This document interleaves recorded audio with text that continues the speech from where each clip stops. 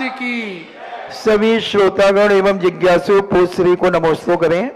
नमोस्तु महाराज जी। इच्छामी महाराज। अलका जैन दिल्ली से पूछती है, नमोस्तु महाराज जी, अगर कोई व्यक्ति आखिरी में बहुत समझाने पर भी कोई संयम नहीं ले रहा है और सारे दिन आर्त ध्यान में लगा है, उस जीव को इस बात का एहसास हो रहा है ये सब गलत है, तो महाराज जी जिज्ञासा ये है कि अंत समय का उनके परिणाम पलट सकते हैं?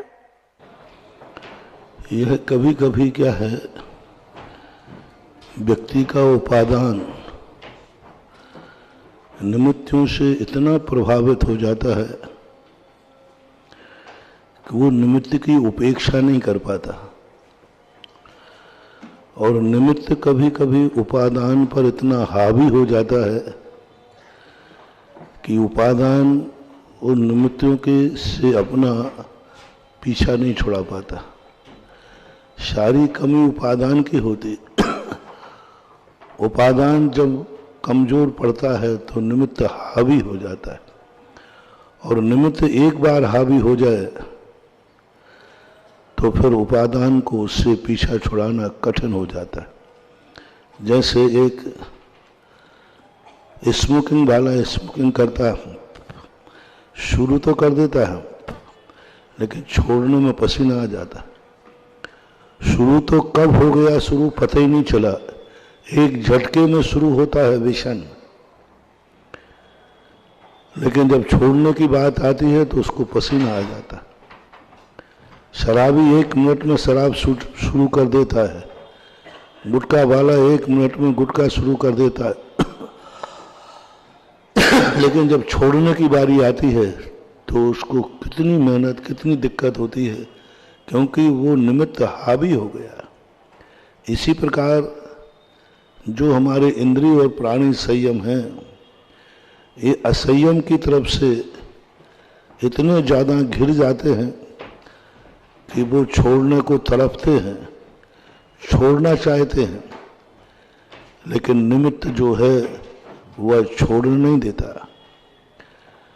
दूसरा, कभी कभी अतीत में बांधा हुआ कर्म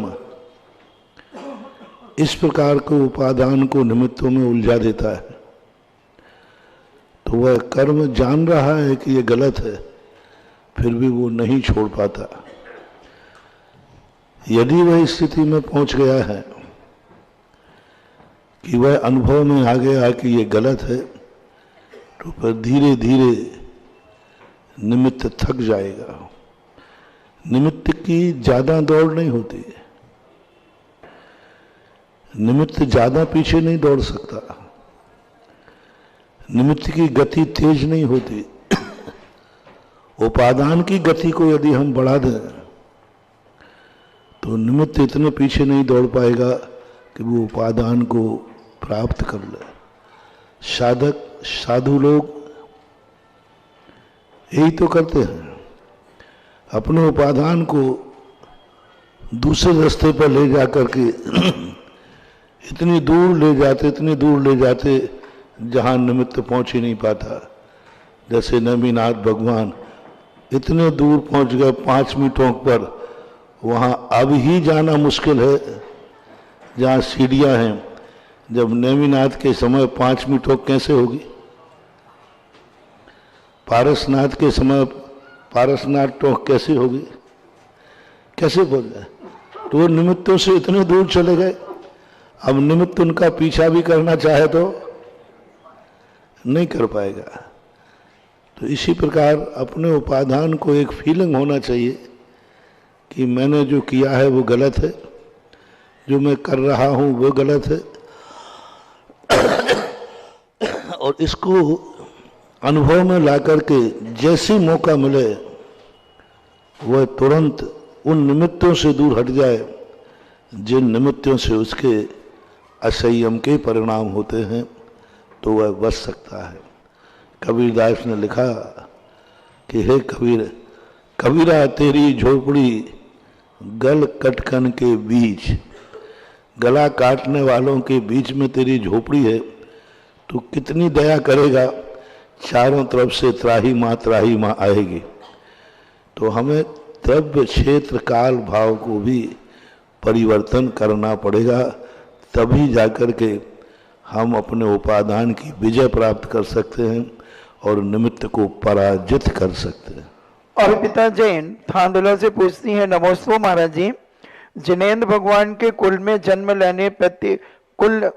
लेने वाला प्रत्येक व्यक्ति क्या भव्य ही है? ऐसा नहीं है। तीर्थंकरों के कुल में जन्म लेने वाला भव्य ही होता है, लेकिन अन्य स्थानों पर जन्म लेने वाला भव्य ही हो ऐसा कोई नियम नहीं है। उच्च कुल में जन्म लेता है, अभव्य राजा महाराजा बन जाता है, अभव्य मुनिराज बन जाता है, अभव्य नौवें ग्रेविक को प्राप्त कर लेता है। तो ऐसी बात नहीं है कि वो नीच कुल में ही जन्म ले, उच्च कुल में भी जन्म लेता है। पारस जैन टीकमगढ़ से पूछते हैं, नमोस्तु महाराज जी, जिनेंद्र भगवान को कुल देवता के रूप में पूजना कहाँ तक उचित है, तथा समाज में ऐसी धारणा है कि किन्हीं